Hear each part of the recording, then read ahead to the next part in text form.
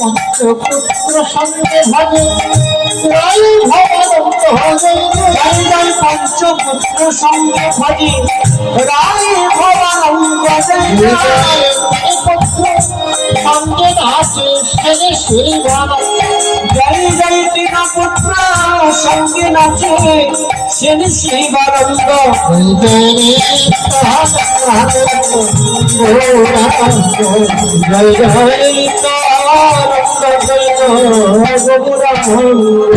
জয় জয় দাদা শত পালয়ানি চৌষট্টি মহান জয় জয় দাদা শত পালয়ানি চৌষট্টি মহান জয়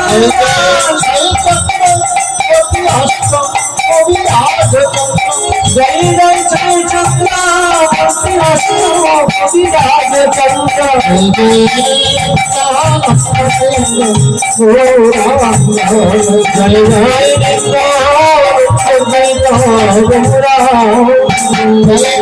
হরে বাসুদেব কৃষ্ণ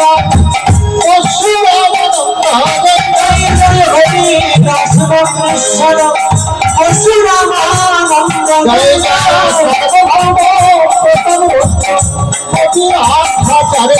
জয় জয় সর্বভৌম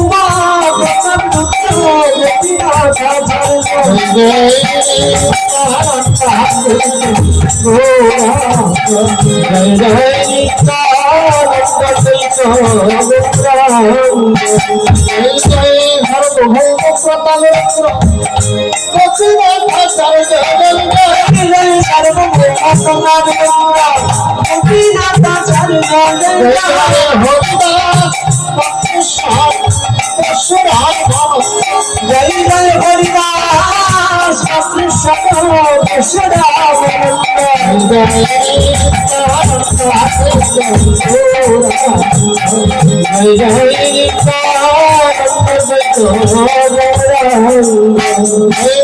শ্রীনিবাস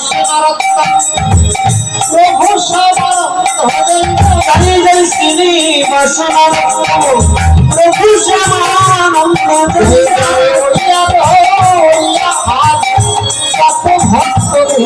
জয় জয় উড়িয়া প্রভুর ভক্ত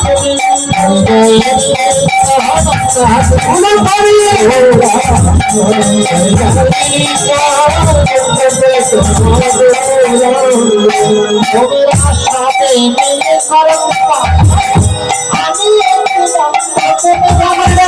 সবে মিলে করো আমি অতি মন্দ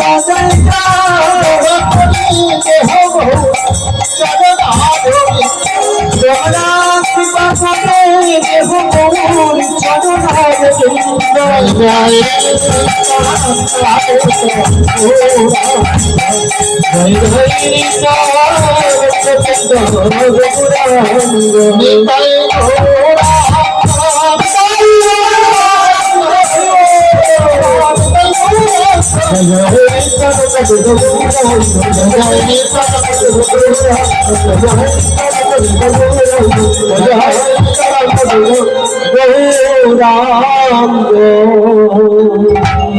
हृदय गौर देवानंदे हरि हरि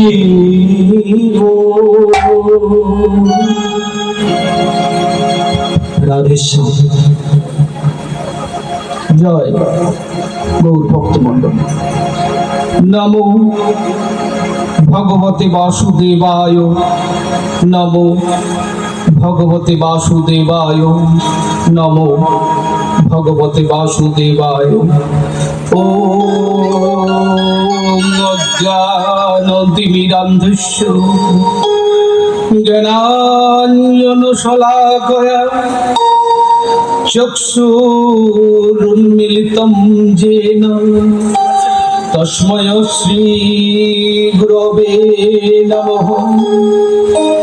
श्रीचैतन्यमनोभीष्टं स्थापितं येन भूतले स्वयं रूपं कदा मह्यं ददामि शपदान्तिकम्।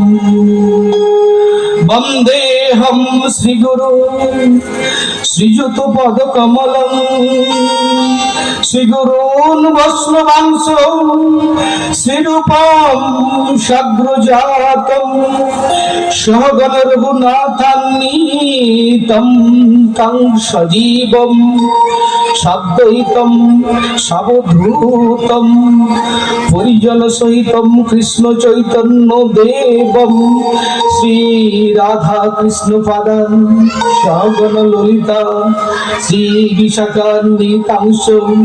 हे कृष्ण करुणा सिंधु दीनबंधु जगतपते गोपीषु गोपिका कान्तो राधा कान्तो नमोस्तुते।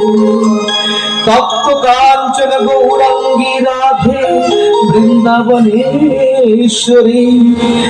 विशुभानुसुते देवी प्रणमामि हरिप्रिये। वृंदावै तुलसीद्रव्यै प्रिया वै केशवस्य च विष्णु भक्ति प्रदे देवी शुद्धभक्तै नमो नमः। वंशाकल्पतरुभ्यश्च कृपा सिन्धुभ्यो च पतितानां पावनेभ्यो वैष्णवेभ्यो नमो नमः। श्री कृष्ण चैतन्य प्रभु नित्यानंद श्री अद्वैत गदाधर शिवासादि गौर भक्त वृंद। हरे कृष्ण कृष्ण कृष्ण हरे हरे हरे राम राम राम हरे हरे। हरे कृष्ण कृष्ण कृष्ण हरे हरे हरे राम राम राम हरे हरे कृष्ण कृष्ण कृष्ण हरे हरे हरे राम राम राम हरे हरे। हरे कृष्ण कृष्ण कृष्ण हरे हरे हरे राम राम राम हरे हरे। हरे कृष्ण कृष्ण कृष्ण हरे हरे हरे राम हरे राम हरे हरे। हरे कृष्ण कृष्ण हरे हरे राम राम हरे। हरे कृष्ण कृष्ण कृष्ण हरे हरे हरे राम राम राम हरे हरे। हरे कृष्ण कृष्ण हरे हरे हरि बोल हरे राम हरि बोल राम हरे हरे হরে কৃষ্ণ কৃষ্ণ কৃষ্ণ হরে হরে হরে রাম হরে রাম রাম রাম হরে হরে হরে কৃষ্ণ হরে কৃষ্ণ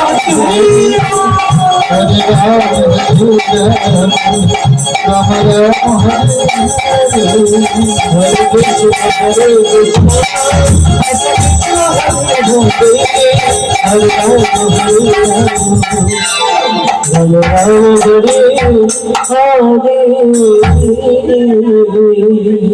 শ্রীকৃষ্ণ হৃদয়ম গীতা সংসার মরণাশিনী জ্ঞানম ভক্তি মুক্তি দাত্রী গীতা দেবী নমস্তুতে মুকম করতি বাচালম পুঙ্গলঙ্ঘয়তি গিরিম যৎকৃপা তমহং বন্দে পরমানন্দ মাধব। জয় নিতাই, জয় গৌর ভক্ত মন্ডলী, জয় গৌর হরি। উপস্থিত সুধী ভক্ত মন্ডলীর চরণে আমার দণ্ডবোধ প্রণাম নিবেদন করি। হৃদয় গৌর ব্রহ্মানন্দে হরি হরি গৌর।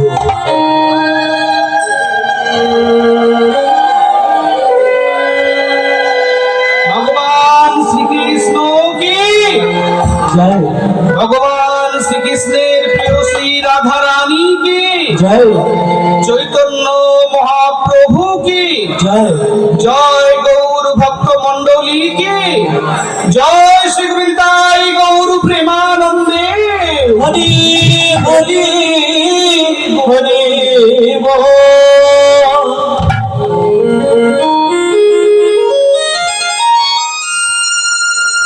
জয় নিতাই।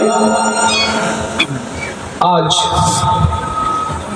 যে বিষয়টি নিয়ে আমি আলোচনা করব একদম আপনাদের জানা, আপনারা প্রত্যেকই ভাগবতের আসরে আসেন, অনেকেই ভক্ত, আমার থেকে অনেক বেশি জানেন। একদম আমি কোনো প্রফেশনাল কোনো পাঠক না, একদম আপনাদের জানা একটি বিষয় নিয়ে আলোচনা করব যে হরিনাম কি, কেন, এবং তারপরে দ্বিতীয় পার্টে যেটি আলোচনা করব মানব জীবনের সার্থকতা কোথায়।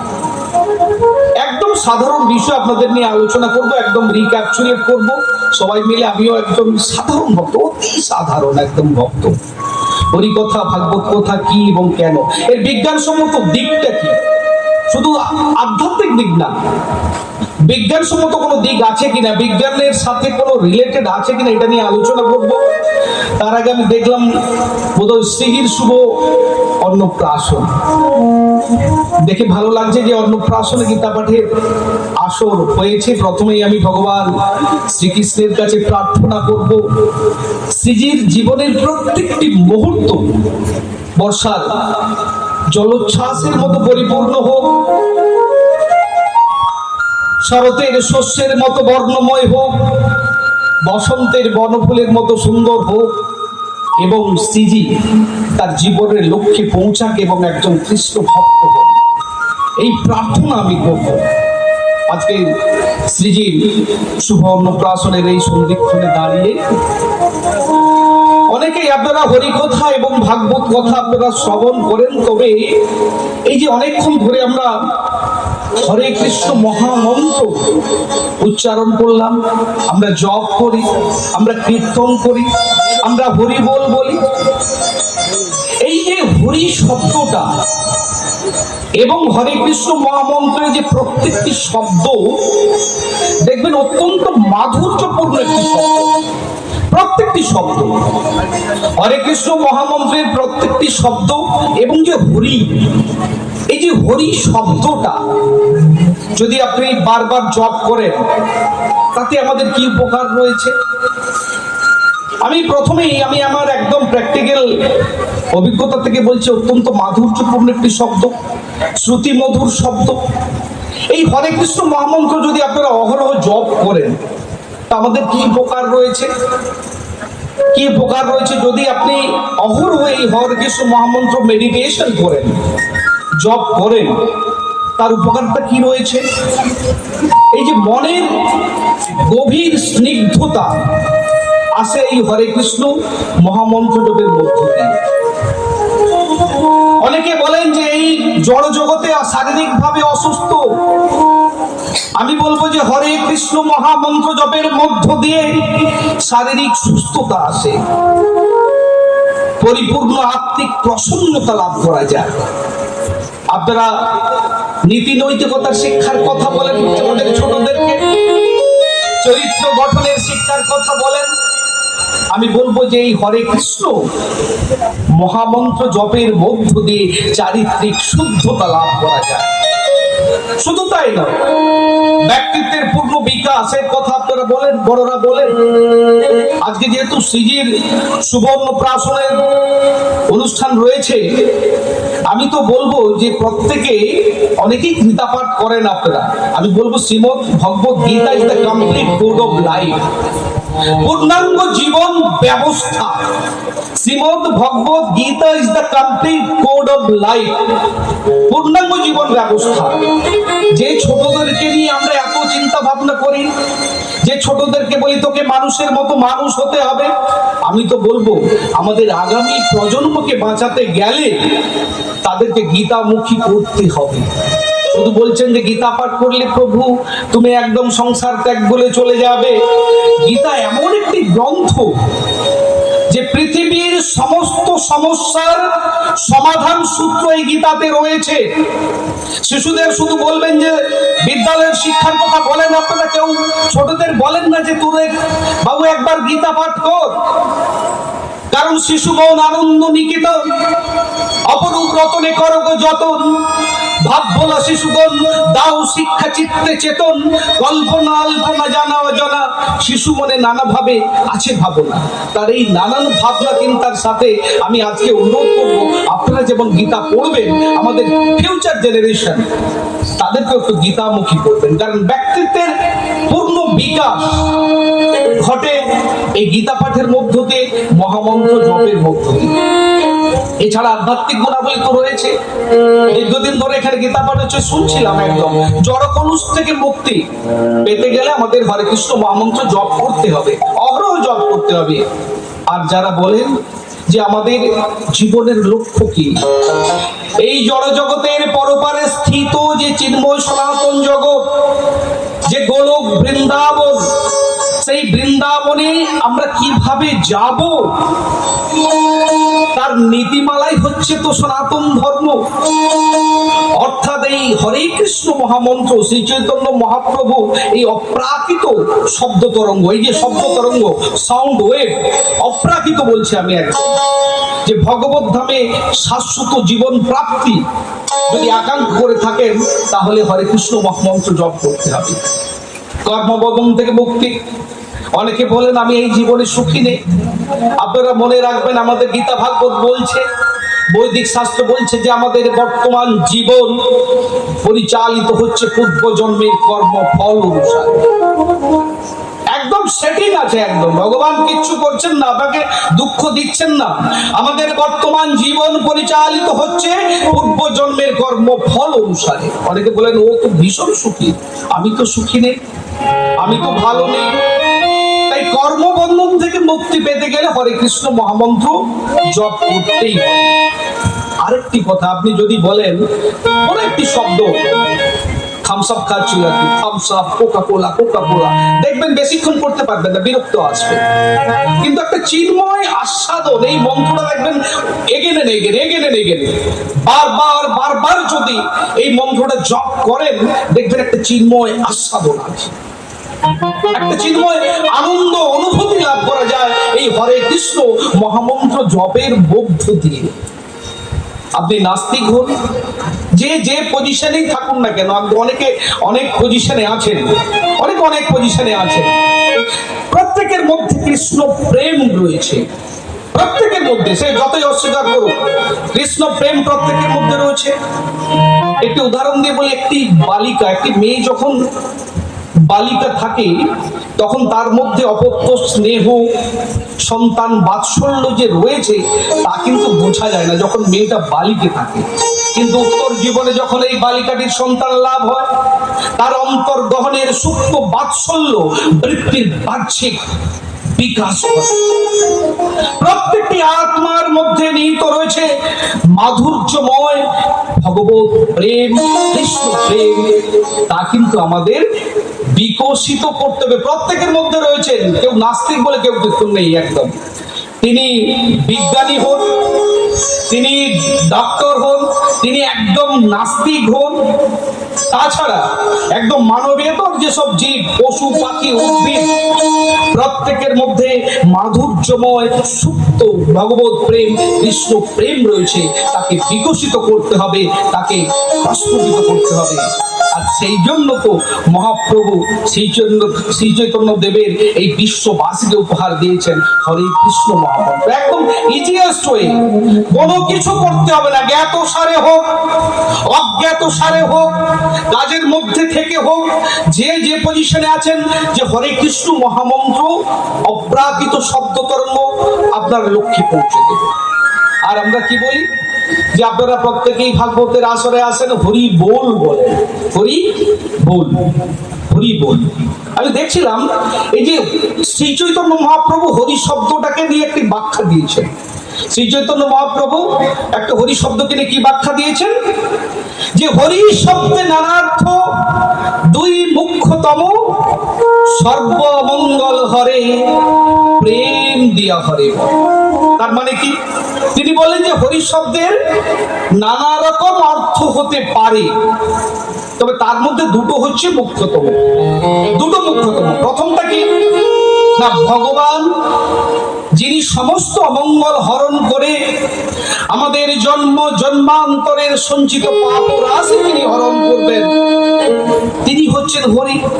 হরি রয়েছেন রাধাকৃষ্ণের যুগল রূপের আরাধনা আমাদের পেছনে একদম আপনাদের সম্মুখে রয়েছে। আর দ্বিতীয় লাইনে তিনি কি বললেন, যে প্রেম দিয়া হরে মন।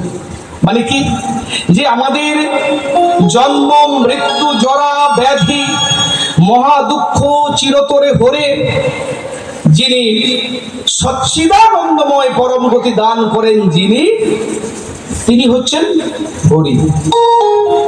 আবার আপনারা অনেকেই বলেন, অনেকে ডেফিনেশন দিচ্ছেন হরি কাকে বলে, হরিকে আমাকে অনেকে উত্তর দিয়েছেন, আমাদের ভক্তরাই বলেছেন, অনেক মায়েরাই বলেছেন যে বৃন্দাবনের মাখন হরণ করেছেন যিনি, তিনি হরি। আমি বলছি আপনিও ঠিক বলছেন। অনেকে ডেফিনেশন দিচ্ছেন যে গোপীদের বস্ত্র হরণ কে করেছিলেন, না হরি, তিনিও হরি। গোপীদের বস্ত্র হরণ করেছিলেন যিনি, তিনিও হরি। আবার অনেকে বলছেন যে রাধারানীর হৃদয় হরণ করেছেন যিনি, তিনি হচ্ছেন হরি। আর আমি তো বলবো যে আমাদের দুঃখ কষ্ট চিরতর হরণ করে যিনি আমাদের শাশ্বত জীবন প্রদান করবেন, তার চরণে আশ্রয় দেবেন, তিনি হচ্ছেন হরি। আসুন আজকে একদম শুরুতে সবাই মিলে একবার হরি হরি বলো, হরি বল, হরি বল। এই যে হরি বল বললেন, আপনারা বললেন তো, সবাই সবাই হরি বল বললেন তো, হরি বল মানে you have to say Hari বল।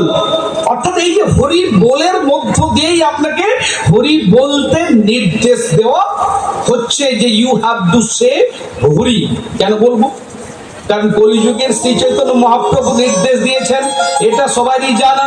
আপনারা যেহেতু একদম প্রত্যেকেই ভাগবতের আসরে আসেন, গীতা পাঠ শ্রবণ করেন, যে কীর্তনীয় সদা হরি, কীর্তনীয় সদা হরি, অর্থাৎ সর্বদা হরিনাম সংকীর্তন করতে হবে। একদম ব্যর্থহীন ভাষায় বললেন মহাপ্রভু, কোন একদম নেই, পিছুটার নেই, একদম সর্বদা হরিনাম সংকীর্তন করতে হবে। হরে কৃষ্ণ মহামন্ত্র কলিযুগের বদ্ধ জীবের একমাত্র ধর্ম। শ্রীনাথ শুনেছেন কারারি বসে শুনা আমাদের মনের কীর্তনিয়া সদা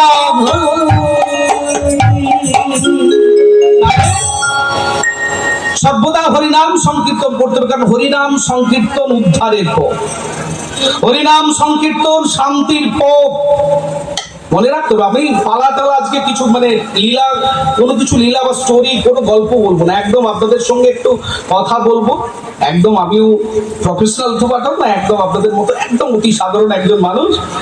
এই মনুষ্য জীবন হরি ভজনের জন্য নির্ধারিত। ভাগবতের আসর শুনেছেন কত লক্ষ জীব দেহ ধারণ করতে হয়? 84 লক্ষ দেহ ধারণের পরে, 84 লক্ষ দেহ ভ্রমণের পরে এই মনুষ্য জীবন নাকি লাভ হয়েছে, তাই না? তবে আমাদের মনে রাখতে হবে, এই 84 লক্ষ মধ্যে 4 লক্ষ তো মানুষ। শুধুমাত্র অন্য কোন জন্মের বিচার হবে না। কুকুর জন্মের জন্য কুকুরের কোনো বিচার হবে না, গরু জন্মের জন্য গরুর কোনো বিচার হবে না, কিন্তু আপনি মানুষ, আমরা মানুষ, এই মানুষ জন্মের জন্য বিচার হবে। মনে রাখতে হবে, যে একটু আগে বললাম যে আমাদের বর্তমান জীবন পরিচালিত হচ্ছে পূর্ব জন্মের কর্মফল অনুসারে। হরি কিছু করছেন না। ভাগবতের 11 স্কন্ধের 20 নম্বর অধ্যায়ের 17 নম্বর শ্লোকে কি বলা হচ্ছে?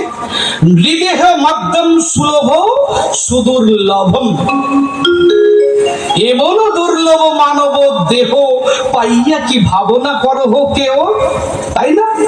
যে বহু বহু কোটি সুকৃতির ফলে 84 লক্ষ দেহ ভ্রমণ করার পর এই মনুষ্য জীবন পেয়েছি। আর তখন যখন পেয়েছি তখন কি বলেছিলাম, কি বলে এসেছিলাম? যে ভজিব বলিয়া কহিয়া আসিলি, মজিলে কি সুখ পাইয়া, এমন দুর্লভ মানব দেহ পাইয়া কি ভাবনা করহ কেহ, এবে না ভজিলে যশোদা সুত, চরমে পড়িবে লাজে। কি বলেছিলেন? যে প্রভু আমাকে একটু মুখ দাও, আমি অহরহ তোমার নাম যশ লীলা গুণকীর্তন করব। প্রভু আমাকে দুটো চোখ দাও, তোমার যে নয়ন বিমোহন রূপ আমি যেন দর্শন করি। প্রভু আমাকে দুটো কান দাও, যে কান আমরা এখন ডাস্টবিনে পরিণত করেছি। পিএনপিসি শুনতে ভালোবাসে যে গান, সেই কানে পেয়েছিলাম যে প্রভু আমাকে দুটো কান দাও, যাতে তোমার নাম গান আমরা শ্রবণ করতে পারি। প্রভু আমাকে দুটো পা দাও, যেখানে হরিনাম সংকীর্তন হবে সেখানে যেতে পারি। তাই না? আমরা কথা দিয়েছিলাম, এই মানব জীবন আমরা পেয়েছি, কেউ মরতে চাই না, তাই না? কেউ মরতে চাই না। কেউ কি মরতে চায়? কবিগুরু কি বলেছিলেন? যে মরিতে চাহি না আমি এই সুন্দর ভুবনে। আর দ্যাট ইজ নট ইউনিভার্সাল। এই সুন্দর জীবনের অসুন্দরতা প্রকট হবে প্রত্যেকের কাছে, একদম দ্যাট ইজ ইউনিভার্সাল। এই সুন্দর ভুবনের অসুন্দরতা প্রকট হবে প্রত্যেকের কাছে, প্রত্যেকের কাছে প্রকট হবে। আপনার ইচ্ছাকে, আমাদের ইচ্ছাকে মর্যাদা না দিয়ে নামিয়ে আনা হবে, আমাদের জীবনের যবনিকা শেষ করে দেওয়া হবে। তাই প্রত্যেক বদ্ধ জীবের এটা অনিবার্য পরিবেশ। খুব সুন্দর হয়েছে সব, তাই না? এই তথ্যগুলো আপনাদের জানা, আমাদের সকলের জানা। আমি যে তথ্যগুলো বললাম না, এগুলো সকলেই জানেন। ব্যাপারটা কি হচ্ছে বলুন তো? আমরা ভেতর থেকে রিয়েলাইজেশন করছি না, অনুভবের জায়গায় আমরা নিয়ে যেতে পারছি না। আমরা প্রত্যেকেই জানি, প্রত্যেকেই জানি একদম, ভাগবতের আসরে আছে একদিন আসবে স্ত্রী পুত্র সংসার কন্যা, এই সুন্দর জগৎ সবকিছু ছেড়ে চলে যেতে হবে। এটা প্রত্যেকে আমরা জানি। আসল কথা জানেন কি, আমাদের এই যে স্কুল কলেজের শিক্ষা, আমি একটা জিনিস লক্ষ্য করেছি, যে স্কুল কলেজের শিক্ষা বোধহয় আমাদেরকে এখন সুখী করতে পারছে না। পারছে কি? স্কুল কলেজের শিক্ষা এখন যদি আমি সমাজ ব্যবস্থার দিয়ে দেখি, আমাদের লাইফস্টাইলের দিকে দেখি, যে স্কুল কলেজের শিক্ষা আমাদেরকে সুখী করতে পারছে না। তাহলে স্কুল কলেজের শিক্ষা কি করে না? জীবনে প্রতিষ্ঠিত হতে সাহায্য করে স্কুল কলেজের শিক্ষা। কিন্তু এই যে পরমার্থিক শিক্ষার কথা বললাম, আমি বললাম যে আমাদের ফিউচার জেনারেশনকে গীতামুখী করতে হবে। গীতা হচ্ছে পৃথিবীর সমস্ত সমস্যার সমাধান সূত্র। যিনি আছেন যে বলছে আমি গীতাকে ধর্মগ্রন্থ হিসেবে ট্রিট করব না, আমি বলছি দরকার নেই। আপনি গীতাকে একটা সাধারণ বই হিসেবে ট্রিট করুন। আপনি যদি বলেন যে আমি আমার ঠাকুর ঘরে বসে গীতা পাঠ করতে পারবো না, আপনি আপনার বেডরুমে গিয়ে গীতা পাঠ করুন। আমি বলছি গীতা পাঠটা করুন, বেডরুমে গিয়ে গীতা পাঠ করুন। বলছেন ঠাকুর ঘরে বসে পড়তে পারবো না। আর পরমার্থিক শিক্ষাটা হচ্ছে কি, যেখানে আত্মা জীবাত্মা কিভাবে পরমাত্মার সেবা করে আনন্দ লাভ করা যায়, তার শিক্ষাটা হচ্ছে এই পরমার্থিক শিক্ষা। তাই আমাদের প্রত্যেককে পরমার্থিক শিক্ষা শিক্ষিত করতে হবে। আমি রাস্তায় আস্তে আস্তে দেখছিলাম, এখানে শব্দের যে স্টেশনগুলো খুব সুন্দর, মানে সুন্দর রাস্তাঘাট একদম। সুলতাননগর থেকে আস্তে আস্তে দেখছিলাম, ময়নাতে থাকলে ওইদিকে খুব একটা আসা হয় না, খুব সুন্দর রাস্তাঘাট, এবং দেখছিলাম যে শব্দের জায়গাগুলো দেখছিলাম খুব সুন্দরভাবে ওয়েল ডেকোরেট। যখন সপ্তাহ করতে ওই জায়গাগুলোতে যায় কি বলে? বলো হরি হরি বল, বলো হরি হরি বল, হরি বলো হরি হরি বল। আমাদের এই যে জড় শরীরটাকে কিন্তু ত্যাগ করে চলতে হবে, করতে হবে। এটা এই তথ্যটা জানি। আমি বলছি অনুভবের জায়গায়, আত্মীকরণের জায়গায় নিয়ে যেতে হবে। জীবন যদি সার্থক করতে হয়, জন্ম মৃত্যুময় ভবচক্র থেকে যদি চিরতরে উত্তীর্ণ হতে হয়, তাহলে হরিনাম সংকীর্তনে সদা যুক্ত থাকতে হবে। সাধের মনুষ্য জন্ম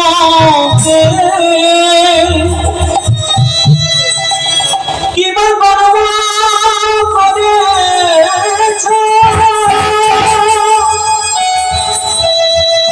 জন্মিলে মরিতে হবে, তার বাই কি ভেবেছ? অত্যন্ত বুদ্ধিমান না হলে কেউ হরিভজন করে না। আমি আজকে যে কথাগুলো বলবো আমার একটা নিজস্ব কথা নয়। অনেকেই আমি দেখছি আলোচনা করেন, তার ভালো লাগা, তার মন্দ লাগা, তার নিজস্ব দর্শন, তার জল্পনা, তার কল্পনা সমস্ত কিছুকে মিক্সচার করে কি করছেন? পরিবেশন করছেন। ফলে আমার ভক্তরা বিভ্রান্ত হচ্ছে। অ্যাজ ইট ইজ গীতা ভাগবতে যা রয়েছে, গীতাতে যা রয়েছে, ভাগবতমে যা রয়েছে, অ্যাজ ইট ইজ পরিবেশন করতে হবে। আমি যে বললাম যে অত্যন্ত বুদ্ধিমান না হলে কেউ হরিভজন করে না, এটা কোথা থেকে জানলাম? ভাগবতের দ্বাদশ স্কন্ধের 5 নম্বর অধ্যায়ে একটু দেখে নেবেন, বাড়িতে যদি ভাগবতম থাকে অত দেখে নেবেন, একদম রেফারেন্সটা দিচ্ছে, একদম জানা দরকার। ভগবান কি কি বস্তু, তার স্ট্রাকচারটা কি যদি না জানি, যে এসে যা তাই বলবে আমরা শুনে নেব। আপনাদেরকেও ট্রেন্ড হতে হবে, তাই না? যারা সোনা চেনেন, যারা রূপো মানে হীরা চেনেন, চিনতে আমরা যদি সাধারণ মানুষ চিনতে পারি না, যারা প্রশিক্ষণ প্রাপ্ত তাদের কাছে গেলে তারা সহজেই বলে দেয়, কারণ ট্রেন্ড। আমরা যারা ভক্তরা আমাদেরকেও ট্রেন্ড হতে হবে, ভগবান সম্পর্কে জানতে হবে। কারণ গীতা ভাগবতে বলেছে, ভাগবতের দ্বাদশ স্কন্ধের 5ম অধ্যায়ের 12 নম্বর 32 নম্বর শ্লোকে বলেছে, যাজন্তি হি সুমেধস, অর্থাৎ যারা সুমেধাগণ তারাই হরি ভজন করেন। তাই প্রেমানন্দে হরি হরি হরি বল। আধ্যাত্মিকতায় যদি যুক্ত মানুষ না হয় তাহলে কি বলুন তো? আমি একটা জিনিস দেখেছি, যদি কেউ আমাদের এই হরে কৃষ্ণ মহামন্ত্রের সাথে বা আধ্যাত্মিকতার সাথে যুক্ত না হয়, মানুষ তার মনকে দুটো বিষয় নিয়োজিত করে। আমি দেখছিলাম, কি বলুন তো?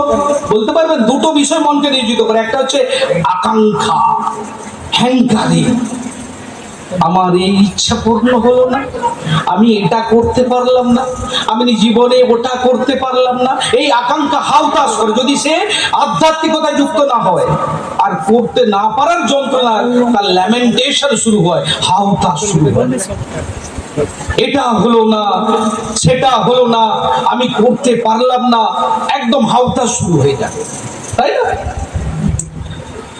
ছোটবেলা থেকে একটি গান শুনে এসেছিলাম, একটি প্রশ্ন আছে, আমি বলবো আমি যতটা জানি। ছোটবেলা থেকে একটা গান শুনে এসেছিলাম, আপনারাও শুনেছেন। ছোটবেলা থেকে একটি গান, কলিতে হরি নাম জীবেরি পরিণাম, একবার বলো রে মধুমাখা হরি নাম, বলো রে একবার বলো রে মধুমাখা হরি নাম, বলো রে একবার বলো রে মধুমাখা হরি নাম, বলো রে। নামের গুণে জগমালা, গুণে জগমালা উদ্ধারিয়া গেল রে, মধুমাখা হরি নাম, বলো রে একবার বলো রে মধুমাখা হরি নাম, বলো রে।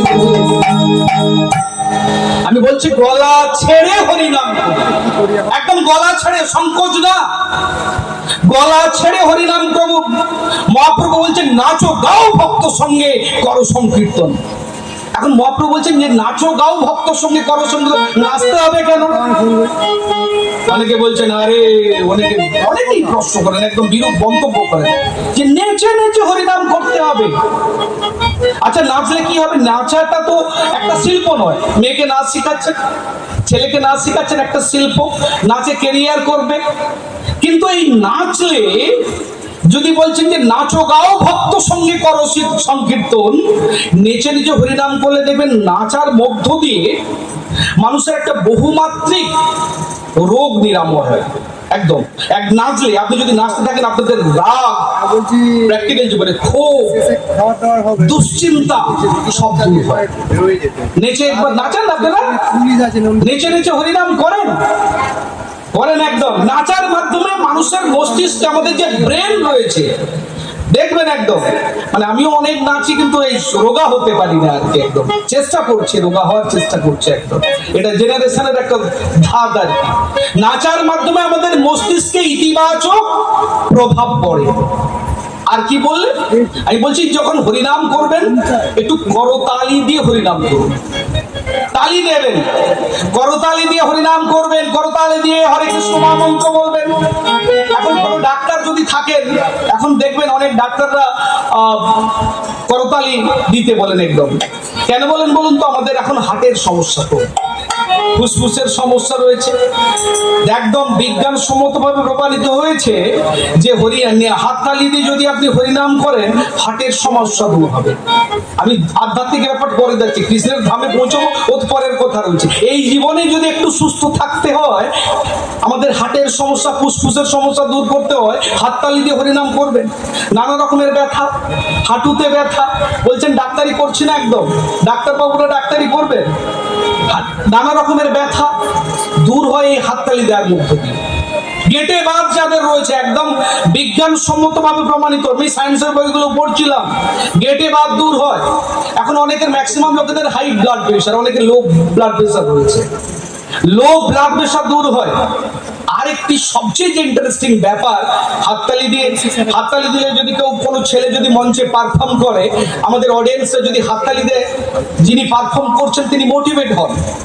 কিন্তু একটা তথ্য কি জানেন? আমাদের যে সিজির, ধরো আজকে অন্নপ্রাশন, সিজি বড় হবে, সিজিকে বলবেন একদম, সিজির যে ছোট বাচ্চারা বানান ভুল করে না, স্পেলিং মিস্টেক, এই তুই এত বানান ভুল করছিস।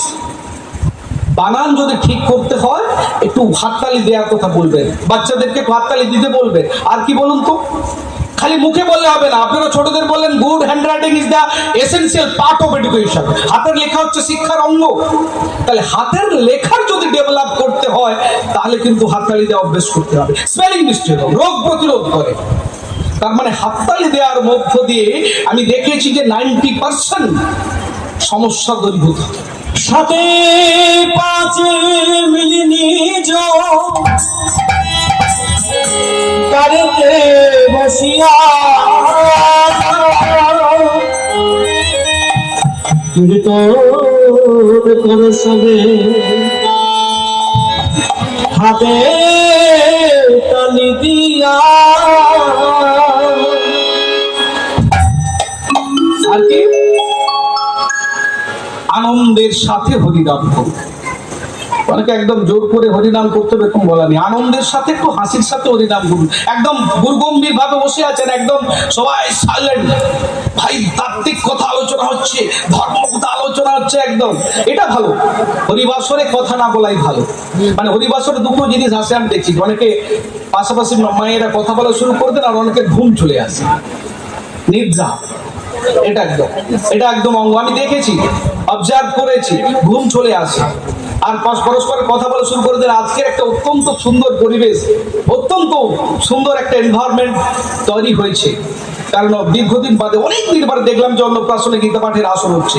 হাসির সাথে হরিনাম করুন। জীবনে একটু হাসতে অনেকে ভুলে গেছেন। আমাদের প্রত্যেকের হাতে স্মার্টফোন আছে না? স্মার্টফোন থেকে সিমটা খুলে নিলে কি হবে, বা স্মার্টফোন অচল। আমাদের জীবন থেকে যদি হাসি কারো হারিয়ে যায়, পুরো জীবনটাই অচল। আর দেখবেন যারা অহংকারী মানুষ, তারা হাসতে ভুলে গেছে। অহংকারী মানুষরা হাসতে ভুলে গেছে। হাসলে অহংকার দূর হবে, মন খুলে হাসতে হবে। মন খুলে হাসির সাথে আনন্দের সাথে হরিনাম করতে হবে। হরিনাম আমাদের নিজস্ব ব্যাংক ব্যালেন্স। আপনি অনেক সম্পত্তি করছেন, টাকা করেছেন, একদম অনেক করেছেন, ওটা নিজস্ব না। আজকে আমি টাকা করলে আমার ফিউচার জেনারেশন নেবে, বাড়ি করলে ফিউচার জেনারেশন ভোগ করবে, আমার কিচ্ছু নেই। কিন্তু একটা জিনিস একদম নিজস্ব ব্যাংক ব্যালেন্স, যেটা কাউকে দিতে হবে না। পুত্র, কন্যা, সন্তান, কাউকে, প্রতিবেশী, কাউকে দিতে হবে না, সেটা হচ্ছে হরিনাম। এই ব্যাংক ব্যালেন্সে কেউ ভাগ বসাতে পারবে না। অনেকে বলে, ছোটবেলা বলছে পড়াশোনার ভাগ, বাবু পড়াশোনা কর, পড়াশোনার ভাগ কেউ নিতে পারবে না। এখন ভেবে দেখলাম ডাহা মিথ্যা কথা। পড়াশোনা করলাম, কিছু কাজ করলাম, চাকরি বাকরি করলাম, সম্পত্তি তৈরি করলাম, অনেক কিছু করলাম, তার ভাগ কিন্তু ফিউচার জেনারেশন নিচ্ছে। তাই শাস্ত্রে বলা হচ্ছে যে হরিনাম করুন। তবে একটা জিনিস আমি দেখে এসেছি কয়েক বছর ধরে, ইলেকশন এলে, তো কিছুদিন আগে ইলেকশন গেল, ইলেকশন এলে হরিনামের মাত্রা বেড়ে যায়। এটা আপনাদের প্র্যাকটিক্যাল অভিজ্ঞতা আছে কিনা আমি জানি না। কি ইলেকশন এলে হরিনামের মাত্রা বেড়ে যায়, এটা কি দেখেছেন, লক্ষ্য করেছেন? হরে কৃষ্ণ হরে হরে ড্যাশ ড্যাশ ঘরে ঘরে, শূন্যস্থানটা আপনারা পূরণ করবেন। হরে কৃষ্ণ হরে হরে ড্যাশ ড্যাশ ঘরে ঘরে, হরে Krishna Hare Hare dash dash dash করে। তাই জ্ঞাত সারে হোক অজ্ঞাত সারে হোক হরিনাম সংকীর্তন করুন। হরিনাম সংকীর্তন করলে তার যে উপকারিতা আমি তো একটু আগে ডিসকাস করলাম। আবার এখনো অনেক জায়গা রয়েছে। আমি সেদিন যাচ্ছিলাম, আমার এক বন্ধুর সঙ্গে দেখা, হঠাৎ করে বলছে, আশিস তুই কবে থেকে হরে কৃষ্ণ হয়ে গেলি রে? মানে এমন কিছু কিছু জায়গা রয়েছে, সেখানে যদি আমি হরিনাম করি আপনাকে লজ্জায় পড়তে হবে। একদম প্র্যাকটিক্যাল অভিজ্ঞতা বলছি। সেখানে আমি হরে কৃষ্ণ মহামন্ত্র বা হরে কৃষ্ণ হরি বল কথাটা যখনই বলছি একদম লজ্জায় পড়ে যাচ্ছে। কিন্তু এর উল্টো দিকটাও রয়েছে। আর এমন কিছু জায়গা রয়েছে যেখানে হরিনাম যদি না করেন তাহলে আপনি ঘুরে লজ্জায় পড়বেন। আজকে ধরুন এই যে পরিমণ্ডল, এই পরিবেশ, এনভায়রনমেন্ট একটা গুরুত্বপূর্ণ জিনিস। মানুষ জীবনে কে কি হবে, আমাদের ফিউচার জেনারেশন, আমরা অনেক বড়রা রয়েছি। পরিবেশের প্রভাব একটা অত্যন্ত গুরুত্বপূর্ণ। যেমন পরিবেশ তৈরি করবেন বাড়ির বড়রা, শিশুরা কিন্তু সেই পরিবেশের মতো হয়ে উঠবে। আপনি মায়াপুর যান, নবদ্বীপ যান, বৃন্দাবন যান, শ্রীধাম পুরীধাম যান, সেখানে যদি আপনি হরিনাম না করেন তাহলে লজ্জায় পড়বেন। হরিনাম করতে হবে। তাই আসুন এই অংশটা, অর্থাৎ হরি কথা ভাগবত কথার আসরে শেষ করার আগে আমরা সবাই মিলে বলি যে হরি বিনা নাহি কিছু আর, যাহা হেরো হরি হেরো, হরি বিনা নাহি আর। হরি হরি হরি হরি হরি হরি একমাত্র সার, হরিময় হরিময় হয় রে সংসার। হরিতে জনম মম, হরিতে জনম মম, হরিতে সংহার, হরিতে আহার মম, হরিতে বিকার। তাই বলি হরিময় দেহ ধরি, হরি নাম পান করি, স্বপনে শয়নে হরি, হরি হরি সার। হরিময় হরিময় হয় রে সংসার। এই সংসার হচ্ছে, টোটালটাই হচ্ছে হরিময়। হরির উপরে হরি, হরি বসে তাই, হরিকে দেখিয়া হরি, হরি লুকা।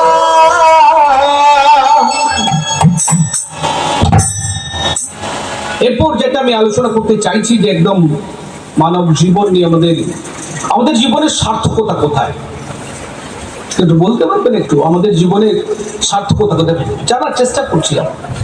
আমি কোনো স্টোরি পড়ছিলাম না, এমনি কোথাও স্টোরি আলোচনা করি না। আমাদের জীবনের সার্থকতা কোথায়, আর এই বিষয়টা আলোচনা করার জন্য আমি আমাদের ভাগবতমের প্রথম স্কন্ধের 8 নম্বর অধ্যায়ের 38 নম্বর শ্লোকটা বেছে নিয়েছি। একটাই শ্লোক। ভাগবতমে কত শ্লোক রয়েছে? 18,000 শ্লোক রয়েছে। গীতাতে কত শ্লোক রয়েছে? 700 শ্লোক রয়েছে গীতাতে।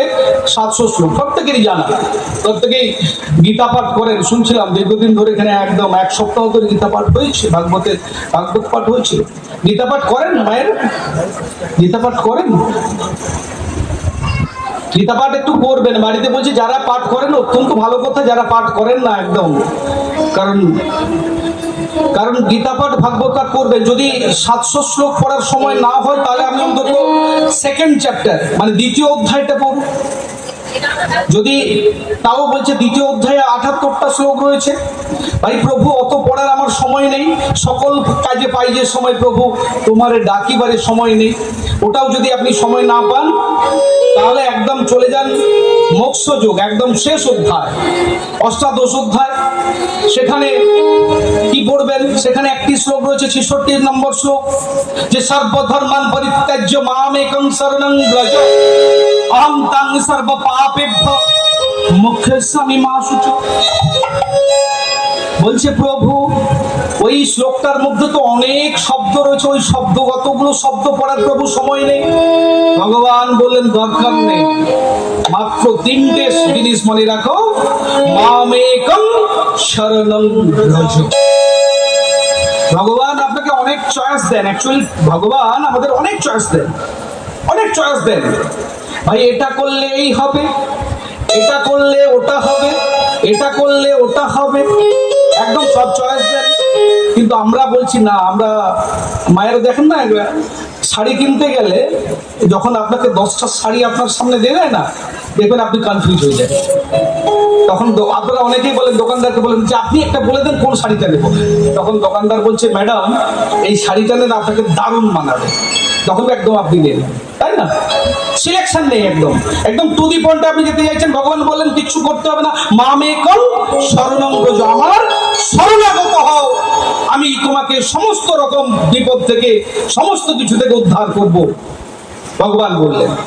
আর আজকে আমি মানব জীবনের সার্থকতাটা কি সেটা নিয়ে আলোচনা করতে গেলে আমি ভাগবতমের কত নম্বর বললাম? প্রথম স্কন্ধের 8 নম্বর অধ্যায়ের 38 নম্বর শ্লোকটা। এটা শ্লোকটা হচ্ছে, কে বয়ম নাম রূপাভ্যম যদুভিহি সহ পাণ্ডবাহ ভবতঃ দর্শনম রিহিষি কাণামি বৈশত। কে বয়ম, আমরা কি? অর্থাৎ এই শ্লোকটার মধ্য দিয়ে বলা হচ্ছে যে চেতন আত্মার অন্তর্ধানের সঙ্গে সঙ্গে একটি বিশেষ দেহের নাম যশের যেমন অবসান হয়, ঠিক তেমনি বলছে যে তোমার কৃপা দৃষ্টি ছাড়া প্রভু পাণ্ডবরা, যাদবরা, আমাদের সমস্ত যশ, আমাদের সমস্ত গৌরব মুহূর্তে নিঃশেষ হয়ে যাবে। তার মানে এটা কে বলছেন? এটা কুন্তী দেবীর কথা। এটা কে বলছেন? কুন্তী দেবী বলছেন। অর্থাৎ অষ্টম অধ্যায়টা কুন্তী দেবীর প্রার্থনা এবং পরীক্ষিতের প্রাণ রক্ষা। এই কথাটাতে বলছে যে তোমার কৃপা দৃষ্টি ছাড়া প্রভু তুমি পাণ্ডবদের কথা বলছো, তুমি কৌরবদের কথা বলছো, যাদবদের কথা বলছো, প্রভু তোমার কৃপা দৃষ্টি ছাড়া নিঃশেষ হয়ে যাবে।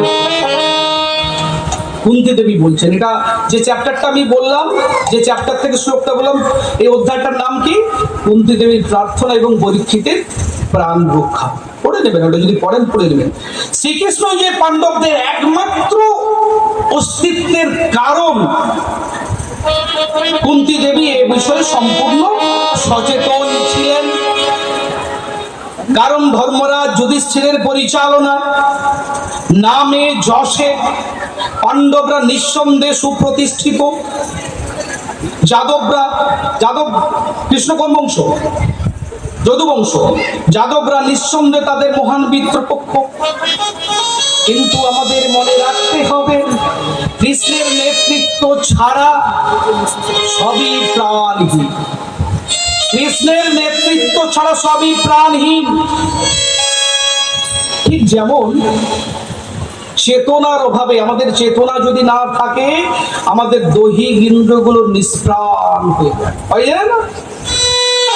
আমাদের মনে রাখতে হবে, প্রত্যেকে মনে রাখতে হবে যে ভগবানের অনুকম্পা ছাড়া আপনার মান, ভগবানের অনুকম্পা ছাড়া আমাদের ক্ষমতা, ভগবানের অনুকম্পা ছাড়া যশের জন্য আমাদের গর্ববোধ করা উচিত না। অনেকে বলছেন মানের জন্য, যশের জন্য, অর্থের জন্য গর্ববোধ করেন।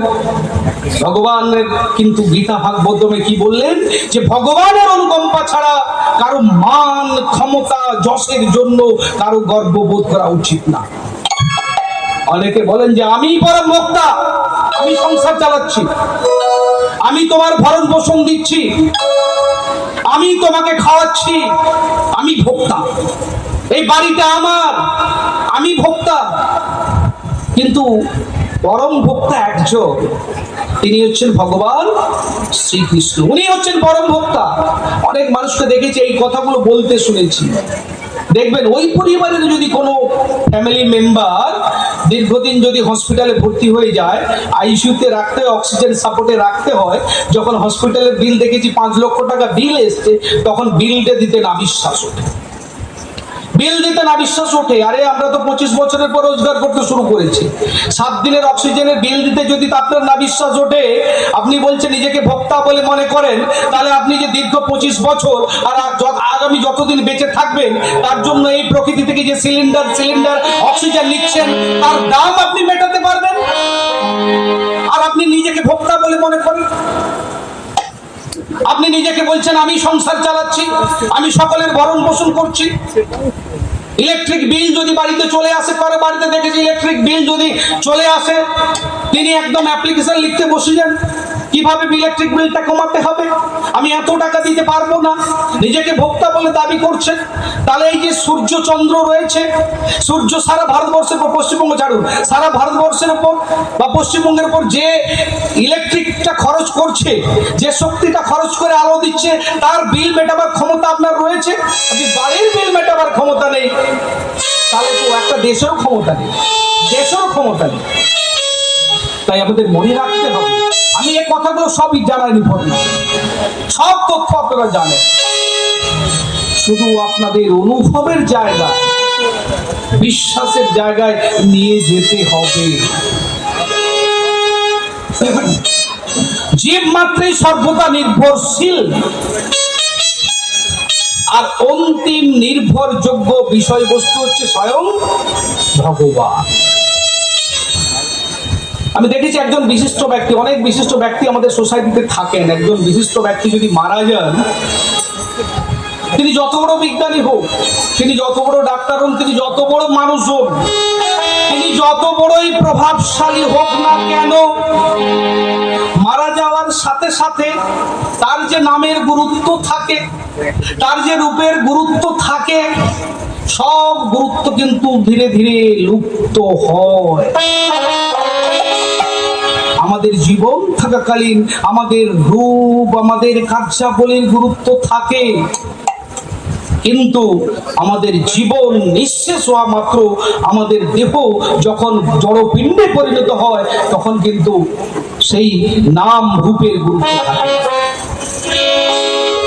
কারণ জীবিত থাকার সময় অনেক বিশিষ্ট ব্যক্তিকে দেখেছি দেহরক্ষী নিয়ে ঘুরে, একদম ইলেকশন আছে, অনেকেই আছেন একদম ভিআইপি, ভিভিআইপি, দেহরক্ষী নিয়ে ঘুরেন, একদম ওদিকে বন্দুক এদিকে বন্দুক, রাইফেল দিয়ে ঘুরছে। কেন ঘুরে? দেহরক্ষী কেন রাখছে না, তার কাছে যাতে তাকে কেউ ছুঁতে না পারে, তাকে কেউ যাতে আঘাত করতে না পারে, দেহরক্ষী রাখে না। কিন্তু দেখবেন ওই ব্যক্তি যখন মারা যায়, ওই ব্যক্তির যখন মৃত্যু হয়, ওই ব্যক্তির যখন দেহ মেঝেতে শায়িত থাকে, তখন যদি কেউ দুঘা তাকে চড়িয়ে দিয়েও চলে যান বা মারিয়ে দিয়েও চলে যান, সেদিকে কেউ ভ্রুক্ষেপ করে না। লেশনটা কি? এখান থেকে আমরা কি লেশনটা নেব? যে আত্মা অন্তর্নিহিত হলে, সব জানা তথ্য, আত্মা অন্তর্নিহিত হলে ব্যক্তির দেহের গুরুত্ব থাকে না। কিন্তু আত্মার স্বরূপ কি? আত্মা কি? আত্মার স্বরূপ কি? আত্মাটা হচ্ছে কৃষ্ণের শক্তি। আত্মা হচ্ছে কৃষ্ণের শক্তি, তাই আত্মা হচ্ছে কৃষ্ণের অংশ। কৃষ্ণ চেতনাই হচ্ছে আমাদের সহজাত স্বরূপগত চেতনা, এটা আমাদের বুঝতে হবে। অর্থাৎ এই যে আত্মা বলছি, যে কৃষ্ণ শক্তি অন্তর্হিত হলে যেখানে কৃষ্ণ অনুপস্থিত সেখানে আমাদের গুরুত্ব নেই। একটা প্র্যাকটিক্যাল উদাহরণ দিয়ে যদি বলি, অর্থাৎ আমাদের কৃষ্ণের অংশ, আমরা কৃষ্ণের অংশ, কৃষ্ণের কাছে পৌঁছে দিতে হবে। এটা এই যে আমি মাইক্রোফোনে কথা বলছি, শোনা যাচ্ছে। কেন শোনা যাচ্ছে? লাইট চলছে আমার পেছনে, লাইট, এতগুলো লাইট জ্বলছে। কি কারণে লাইট জ্বলছে বলতে পারবেন? এই লাইটগুলো কেন জ্বলছে? পরমাণু শুনেছেন? একটু বিজ্ঞানের যদি ছাত্র থাকে তাকে বিজ্ঞান দিয়ে বোঝাতে হয় তো। পরমাণুর মধ্যে কি থাকে? Electron, proton, neutron. এইটাকে, এই যে পাখা ঘুরছে, লাইট জ্বলছে, মাইক্রোফোনে কথা বলছি, কিভাবে বলছি? তাহলে পরমাণুর মধ্যে থাকে ইলেকট্রন, প্রোটন এবং নিউট্রন। যখন ওই পরমাণু থেকে ইলেকট্রনকে বিচ্ছিন্ন করা হয়, অর্থাৎ ইলেকট্রন পরমাণুর অংশ, electron is the part of atom. এই ইলেকট্রন তখন ওই পরমাণুতে ফিরে যেতে চায়। যখনই ফিরে যেতে চায় তখনই বৈদ্যুতিক প্রবাহ সৃষ্টি হয়। আর এই নীতিকে বেশ করে, এই তত্ত্বের উপর বেশ করে সমস্ত, যখন ইলেকট্রন তার উৎসে ফিরে যেতে চায় তখনই ইলেকট্রন স্রোত প্রবাহিত হয়। আর তার উপরে বেশ করে চলছে এত লাইট, এত মাইক্রোফোন শুনছে, এত লাইট জ্বলছে। তাই স্পিরিটন বলছি, যে স্পিরিটন চেতনা, বিভু চেতন পরম ব্রহ্ম, অর্থাৎ পরমেশ্বর ভগবানের শাশ্বত সনাতন অবিচ্ছেদ্য অংশ হচ্ছে আমরা। কি এটা মনে রাখি? জানি ভুলে যাই, আমরা ভুলে যাই। এই জন্য বারবার গীতা পাঠের আসরে আসতে হবে। অনেকে প্রশ্ন করছিলেন আমাকে, কৃষ্ণ কি প্রশ্নটা ছিল, একটা প্রশ্ন ছিল আমার কাছে, যে কৃষ্ণ ভাবনাময় কিভাবে হওয়া যায়, কৃষ্ণ ভক্ত কিভাবে হওয়া যায়। গীতা পাঠের আসরে আসতে হবে, গীতা পাঠ করতে হবে। তাহলে আমরা যে ভগবানের অংশ, কোথায় বলা হচ্ছে? ভগবত গীতার পুরুষোত্তম যোগ 15 নম্বর অধ্যায়ের 7 নম্বর শ্লোকে কি বলা হলো? মমই বংশ জীব লোকে জীবভূত সনাতন। অর্থাৎ আমরা প্রত্যেকেই, we are the part of god, প্রত্যেকেই পরমেশ্বর ভগবানের অংশ। আমরা প্রত্যেকেই জীবাত্মা, ভগবানের ইটারনাল সার্ভিটার। আমরা কি জানি আমরা কে? হু এম আই, আমি কে বা আমরা কে? আমরা প্রত্যেকেই, এটা মনে করে নেন, একদম একদম আমাদের অন্তরে বসে নিতে হবে যে আমরা প্রত্যেকেই ভগবানের ইটারনাল সার্ভিটার। জীবের শাশ্বত স্বভাব সিদ্ধ প্রবণতা কি? জীবের শাশ্বত স্বভাব সিদ্ধ প্রবণতা ভগবানকে ভালোবাসা। জেনে নেন, জীবের শাশ্বত স্বভাব সিদ্ধ প্রবণতা ভগবানের সেবা করা। জীবের শাশ্বত স্বভাব সিদ্ধ প্রবণতা ভগবানের সান্নিধ্য থেকে, ভগবত সান্নিধ্য থেকে আনন্দময় থাকা। অনেকে আবার দেখেছি আমাদের সোসাইটিতে মায়াবাদী দার্শনিক রয়েছেন, অনেক দর্শন দেখান যে কৃষ্ণ শক্তি আর স্বয়ং কৃষ্ণ ভিন্ন নয়। ওনারা ভিন্ন বলে মনে করেন। ট্রাই টু আন্ডারস্ট্যান্ড, কৃষ্ণ শক্তি এবং কৃষ্ণ ভিন্ন নয়। শক্তি শক্তি মতোর ভেদ। একটা উদাহরণ দিয়ে কি বলবেন, উদাহরণ দিয়ে বোঝানো যাক। সূর্য শক্তি, সূর্যকে শক্তিমান। সূর্য থেকে আমরা কি পাই? সূর্যালোক পাই। শক্তি, যতদিন সূর্যালোক আছে ততদিন শক্তি আছে। তার শক্তি এবং শক্তিমান উভয়েরই থাকা চাই। কি ক্লিয়ার না? ক্লিয়ার না? হ্যাঁ কি না? হরিবল, হরিবল বলুন, হ্যাঁ কি না? হরিবল। সূর্যালোক থাকতে গেলে সূর্যকে থাকতে হবে। আপনি এত বিশ্ব ব্রহ্মাণ্ড জুড়ে এত শক্তি দেখছেন, এই শক্তির উৎসকে নিশ্চয় একজন শক্তিমান আছেন। আর যারা মায়াবাদী দার্শনিক, যারা একটু নাস্তিক, নাস্তিক, তারা শুধু শক্তিমানকে দেখছে, শুধু শক্তিকে দেখছে, শক্তিকে স্বীকার করে, তারা শক্তিমানকে স্বীকার করে না। কিন্তু শক্তি এবং শক্তিমান উভয়কে আমাদের স্বীকার করতে হবে। কৃষ্ণ সূর্য সম,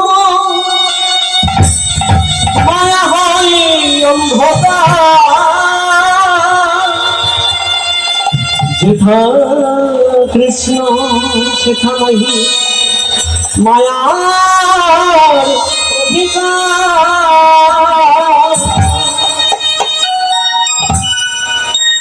দেখবেন সূর্য শক্তি যখন এখানে ক্রিয়াশীল, অর্থাৎ শক্তি যখন ক্রিয়াবতী, তখন শক্তিমানকে একদম কাছে চলে আসে। শক্তিমান দূরে থাকে, ঠিক যেমন সূর্য দূরে আছে।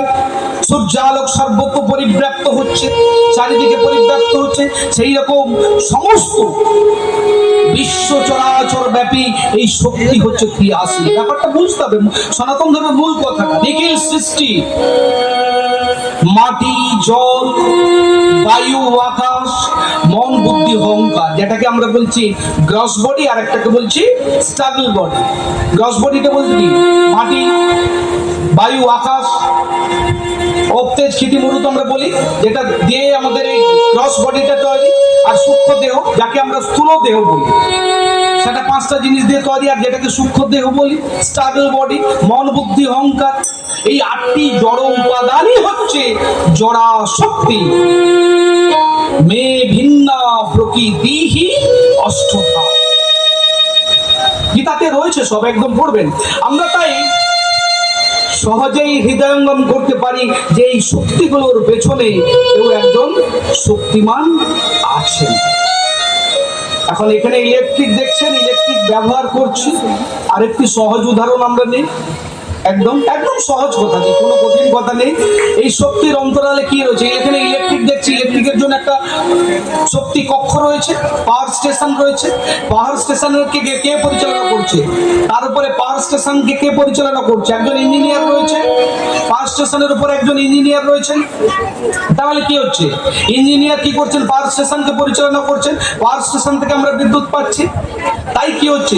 যে নিখিল সৃষ্টি, নিখিল ব্রহ্মাণ্ডে নিখিল শক্তি শুধু দর্শনকে দেখে আমাদের উপলব্ধি করতে পারে না যে এই শক্তির অন্তরালে, এই ইলেকট্রিকের পেছনে একটা পাওয়ার স্টেশন রয়েছে। যেমন বলছি একজন ইঞ্জিনিয়ার রয়েছে, তেমনি এই নিখিল বিশ্ব ব্রহ্মাণ্ড ব্যাপী এত শক্তি রয়েছে, শক্তির পেছনে একজন শক্তিমান রয়েছে। আর কৃষ্ণ বলছেন যে বিভিন্ন সময় এই কথাটা আমাদের ভক্তদের বোঝানোর জন্য তিনি নানা সময় আসেন, অবতরণ করেন, ব্যক্তিগতভাবে অবতরণ করেন। আবার অনেকে প্রশ্ন করেন, প্রভু কৃষ্ণ তো অবতরণ করেন, কৃষ্ণ আসেন, কৃষ্ণ আমাদের মধ্যে রয়েছেন, কৃষ্ণকে আমরা দেখতে পাই না কেন? বললাম কঠিন প্রশ্ন। অনেকে বলেন কৃষ্ণকে আমরা দেখতে পাই না কেন? এর উত্তরে আমরা কি বলবো? যে কৃষ্ণকে আমরা দেখতে অক্ষম কেন? অনেকে বলেন কৃষ্ণকে আমরা কেন উপলব্ধি করতে পারছি না? দেখা তো দূরের কথা, একটু উপলব্ধি করতে পারছি না। আমি আমার ভক্তদের বলি, যে আমরা দেখতে পাবো, কৃষ্ণকে আমরা উপলব্ধি করতে পারবো যদি সমগ্র চিত্তে আমাদের ইন্দ্রিয়গুলিকে, বিশেষত আমাদের শ্রুতি যন্ত্র কানকে যদি আমরা ঠিক মতো ব্যবহার করি, আর মন নামক যে অন্তরেন্দ্রিয় রয়েছে তাকে কলুষ মুক্ত করি। আমার মাঝে লুকিয়েছিলে, দেখতে আমি পাইনি তোমায়, দেখতে আমি পাইনি। আমার হিয়ার মাঝে লুকিয়েছিলে, দেখতে তোমায় পাইনি, দেখতে তোমায়।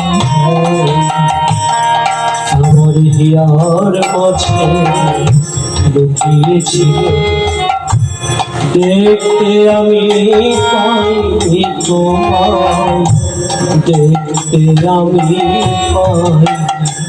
আমার হিয়ার মাঝে ছিল দেখতে আমি পাইনি তোমার দেখতে আমি পাইনি। শুধু বাহির পানে চোখ রেখেছি, বাহির পানে আমি ভেতর পানে চাইনি আমার হিয়ার মাঝে উলুধ্বনি উলুধ্বনি দেখতে আমি পাইনি তোমার দেখতে আমি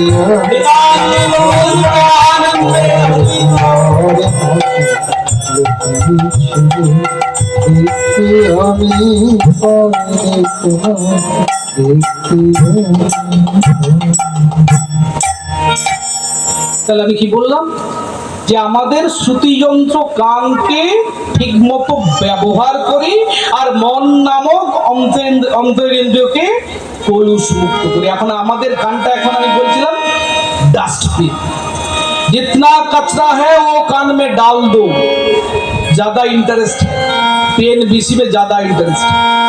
যত আজে বাজে কথা কান আমাদের শুনতে পছন্দ করে।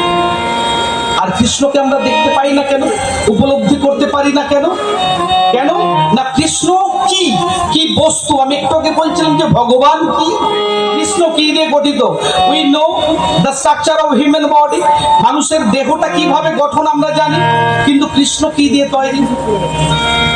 কৃষ্ণ কি দিয়ে তৈরি? কৃষ্ণ হচ্ছে সচ্চিদানন্দ বিগ্রহ, অজড়, আমরা জড়, অজড় এন্টি ম্যাটার। আমাদের চোখ হচ্ছে শুধুমাত্র জড় পদার্থ দেখতে সক্ষম। বিজ্ঞান, অধ্যাত্ম বিজ্ঞান একদম সায়েন্সের থেকেও কঠিন, কিন্তু উপলব্ধি করতে বুঝতে হবে আমাদের চোখ শুধু জড় বস্তু দেখতে সক্ষম, অজড় সচ্চিদানন্দ বিগ্রহ দেখতে সক্ষম না। আমাদের চোখ চিৎ বস্তু দেখতে সক্ষম না। তবু আমরা কৃষ্ণকে আমরা দেখতে পাবো, কৃষ্ণকে আমরা উপলব্ধি করতে পারবো, তার শাশ্বত ব্যক্তিত্বের উজ্জ্বল উপস্থিতি আমরা অনুভব করতে পারবো। কৃষ্ণ হচ্ছে পরম তত্ত্ব, অ্যাবসলিউট ট্রুথ, জড় এবং চেতনের পরম উৎস, পরম পুরুষ, পরমম ভবান ভগবান শ্রীকৃষ্ণ। তার নামের সঙ্গে, ভগবানের রূপের সঙ্গে, ভগবানের যে আগামীকালকে আবার শুনছিলাম যে বিশুদ্ধ লীলা কাহিনী পরিবেশিত হবে, সেই বিশুদ্ধ লীলা কাহিনীর সঙ্গে ভগবানের কোনো পার্থক্য নেই। আমার সকল ভালোবাসা, সকল চাওয়া, সকল আশা, আমার সকল ভালোবাসা, সকল সকল আশা, আমার সকল ভালোবাসা, সকল আধার, সকল আশা তুমি ছিলে আমার কাছে, তুমি ছিলে শুধু তোমার কাছে যাইনি আমার হিয়ার তাই মোর দেখতে আমি পাইনি তোমার দেখতে আমি পাইনি। আমার হিয়ার মাঝে ছিল দেখতে আমি পাইনি তোমার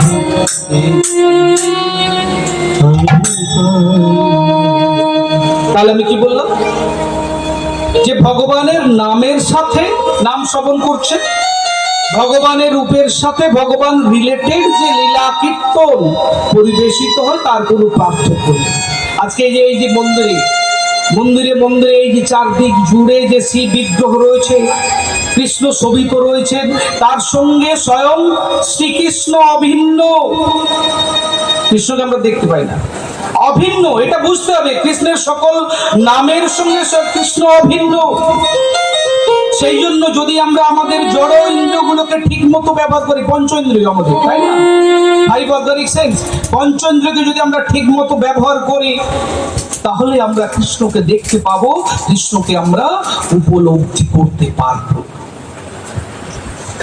কৃষ্ণের নাম, তার যে লীলা, তার নামের যে অপ্রাকৃত শব্দ তরঙ্গ যদি আমরা কান দিয়ে শ্রবণ করি, কৃষ্ণকে যদি উপলব্ধি করার জন্য বলছি, কৃষ্ণের নাম, কৃষ্ণের গুণ, কৃষ্ণের লীলা, তার অপ্রাকৃত শব্দ তরঙ্গ যদি আমরা কান দিয়ে শ্রবণ করি, আমরা চোখ দিয়ে যদি ভগবানের সেই বিগ্রহের অপ্রাকৃত রূপ আমরা দর্শন করি, যদি আমরা শ্রীকৃষ্ণের ভক্তাবশিষ্ট প্রসাদ আমরা গ্রহণ করি, আর কৃষ্ণ পরায়ণ সেবা শুদ্ধ চিত্ত ভক্তের সাহচর্যে কৃষ্ণ তত্ত্ব ভাবনা অনুশীলন করি, আমাদের ভেতরে ধীরে ধীরে অন্তরস্থ যে কৃষ্ণ চেতনা বিকাশের মাধ্যম দিয়ে, বিকাশের মধ্য দিয়ে আমরা কৃষ্ণকে প্রত্যক্ষভাবে উপলব্ধি করতে পারবো, আমরা উপলব্ধি করতে পারবো, দেখতে পারবো।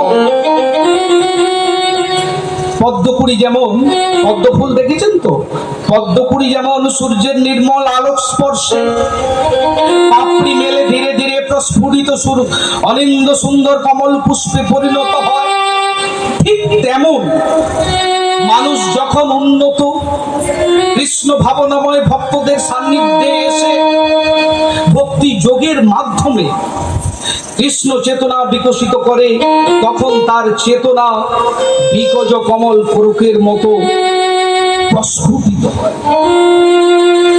সেটি হচ্ছে আমাদের চেতনার পূর্ণ বিকশিত রূপ। চেতনাটাকে তো আমি বলছি কোন জায়গায় নিয়ে যেতে হবে। আমাদের চেতনার লেভেল, মানুষের প্রজাতি বলছে 4 লক্ষ, বিজ্ঞান বলছে মানুষের একটাই প্রজাতি, আমাদের আধ্যাত্মিক বিজ্ঞান বলেন মানুষের প্রজাতি 4 লক্ষ, মানে 84 লক্ষ দেহের কথা বলছিলাম একটু আগে, তাহলে 84 লক্ষের মধ্যে 80 লক্ষ তো জলজ উদ্ভিদ সব গেল, কীট পতঙ্গ, 4 লক্ষ শুধু মানুষের কথা বলা হচ্ছে। তাহলে সেখানে বলছি যে চেতনার স্তর আমাদের প্রত্যেককে পূর্ণ চেতনার পূর্ণ বিকশিত স্তরে যেতে হবে। যে কোনো মানুষ শ্রদ্ধা বলে অস্তিত্ব এবং চেতনার শিখরে পৌঁছতে পারে, এমনকি এক জীবনে ফিরে পেতে পারে তার নিত্য শাশ্বত স্বরূপ, ইটারনাল কনস্টিটিউশনাল পজিশন। আর এই যে কথাগুলো বললাম, এগুলো কোনো বায়োলজিতে নেই, এগুলো কোনো ফিজিক্সে নেই, এগুলো কোনো কেমিস্ট্রিতে নেই। এই যে চেতনা বিকাশের, চেতনা প্রস্ফুটনের যে সূত্র আমি বললাম, এটা কোনো ফিজিক্সে পাবেন না, কেমিস্ট্রিতে পাবেন না, বায়োলজিতে পাবেন না। আর গীতাতে কি বললেন? 9ম অধ্যায় রাজগুহ্য যোগের 2 নম্বর শ্লোকে ভগবান কৃষ্ণ কি বললেন? প্রত্যক্ষাবগমম ধর্মম সুসুখম কর্তব্যম ব্যয়। শুধু তাই নয়, ভগবান 11শ অধ্যায় বিশ্বরূপ দর্শন যোগ, মানে 10ম অধ্যায় পর্যন্ত অর্জুনকে তো বোঝানো যায়নি। মানে গীতাটা কিরকম? যুক্তি পাল্টা যুক্তি, মানে অর্জুন যুক্তি দেখাচ্ছেন, ভগবান পাল্টা যুক্তি হিসেবে কথা বলছেন। খুব ইন্টারেস্টিং। অনেকে বলছেন একদম নিরস সাবজেক্ট, নো, গীতা পড়বেন, যুক্তি পাল্টা যুক্তি। অর্জুনকে একদম 10ম অধ্যায় পর্যন্ত বাগে আনা যায়নি। 11শ অধ্যায় বিশ্বরূপ দর্শন যোগে বলছে যে বেয়ারা ছাত্র, মাস্টারমশাই কি বলে, ছাত্রকে অনেক বোঝানোর পর বেয়ারা ছাত্রকে একটু শাসন করার দরকার, হ্যাঁ, বকাবকি করেন, একটু মারধর করেন। তখন 10ম অধ্যায় পর্যন্ত যখন অর্জুনকে বোঝানো যায়নি, তখন বলছে বেটাকে একটু শাসন করতে হবে। তিনি বিশ্বরূপ দেখিয়েছিলেন, তখনই তার ভক্তি এসেছিল। বিশ্বরূপ দর্শন যোগের 11 নম্বর অধ্যায়ের 54 নম্বর শ্লোকে ভগবান বললেন যে ভক্ত তনন্নয়া সখ্য অহমেব বিধর্ষু। তাহলে কি করতে হবে? ভগবানকে জানতে গেলে, ভগবানকে উপলব্ধি করতে হবে, এটাই তো ফাইনাল ডেস্টিনেশন, অন্য কিছু না। যত লীলা শ্রবণ করুন, করতে হবে যে অনন্য ভক্তির দ্বারা কৃষ্ণকে জানা যায়, কৃষ্ণকে উপলব্ধি করা যায়। দ্রষ্টুঞ্চ মানে কৃষ্ণকে দেখা যায়, প্রবেষ্টুঞ্চ পরন্তপ, তার চিন্ময় জগৎ, তার যে গোলক বৃন্দাবনে প্রবেশ করা যায়। আর আমরা, আচ্ছা একটা কথা বলি, ইউসুফ, মানে আমাদের জেনে রাখা দরকার, আমাদের যে দেশের যিনি রাষ্ট্রপতি কৃষ্ণকে বলছেন আপনাকে আমার সামনে আসতে হবে, তো চ্যালেঞ্জটা তো আপনি করতে পারেন না, কোন ভক্তটা চ্যালেঞ্জ করতে পারেন? আপনি এই সাধারণ কথা বলুন, আমাদের দেশের রাষ্ট্রপতিকে আপনি চ্যালেঞ্জ করতে পারেন আমাদের সামনে উপস্থিত হওয়ার জন্য? পারেন কি? আমাদের দেশের রাষ্ট্রপতির নাম কি এখন? দ্রৌপদী মুর্মু, তিনি রাষ্ট্রপতি।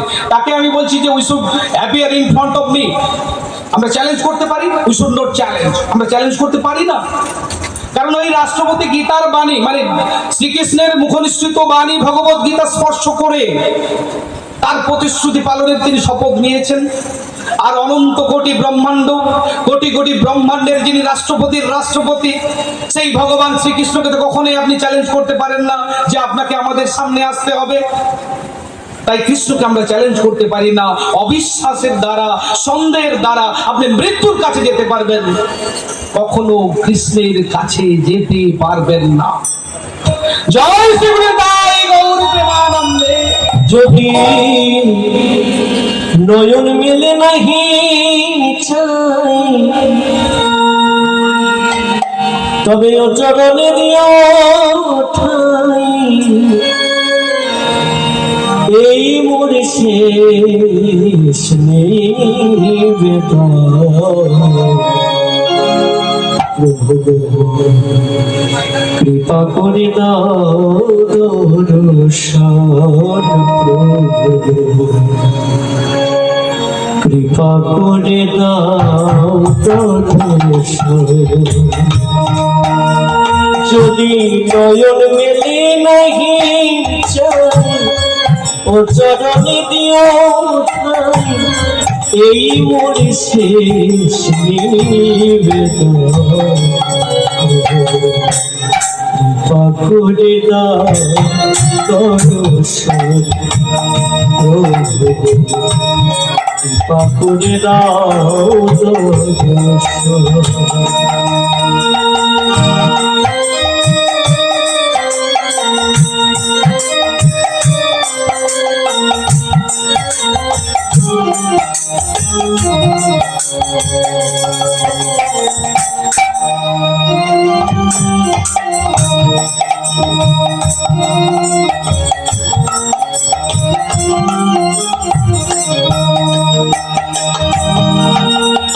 এ জীবনে আমি তোমার করেছি চরণ, এ ভব কাঙ্গারি হয়ে করো রে পারাপার।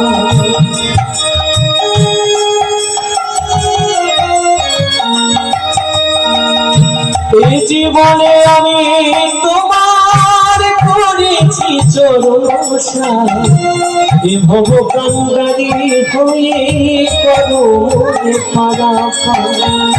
দিনে দিনে গেল বেলা, সঙ্গ হলো ভব খেলা, দিনে দিনে গেল বেলা, সঙ্গ হলো ভব খেলা, আর কিছু নাহি প্রয়োজন। কৃপা করে দাও দর্শন, প্রভু কৃপা করে দাও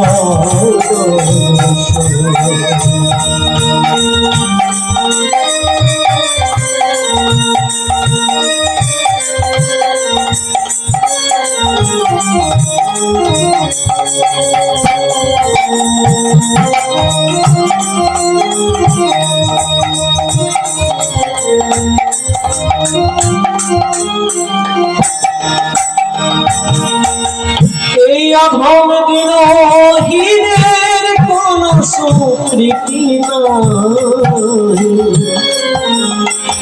জপ তপ পূর্ণ হলো সবই করে ছাই।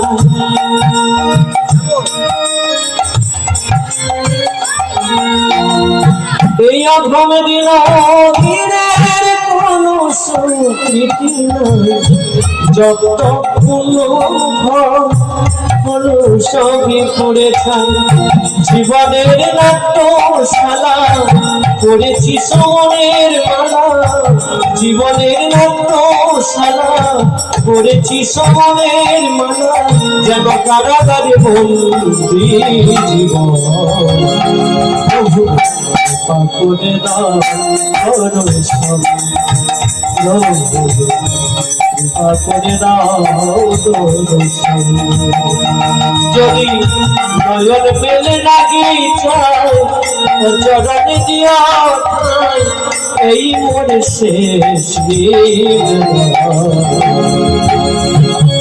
করে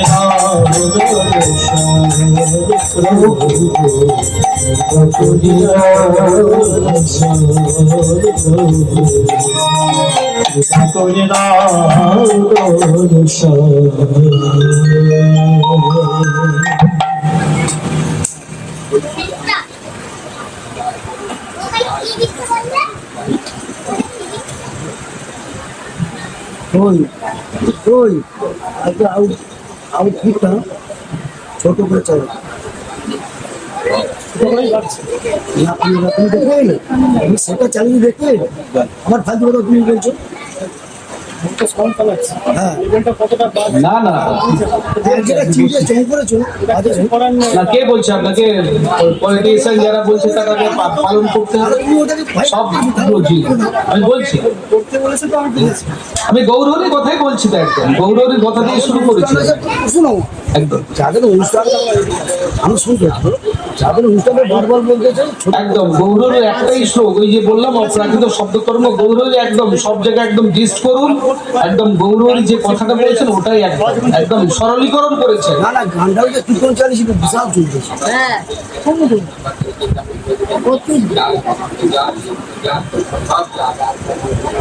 তাদের বাড়ি কোথায় আমাদের বাড়ি কোথায় যাগযজ্ঞ আগে হতো, এখন অনেক কলিযুগে অনেক সরলীকরণ করে দিয়েছে। একদম কলিযুগের মানুষ এর সুবিধা করে দিয়েছে, এখন সরলীকরণ দিয়ে হরিনাম যজ্ঞ, শুধু হরে কৃষ্ণ মহামন্ত্র, ওটাই আমি শুরু করেছি। শুরু করো আপনি বসুন, আমি আলোচনা। হরের নাম হরের নাম ওই ভকে বলাম চলো নাচতে গতিরম্যথা আর ঘোড়াগি হরাম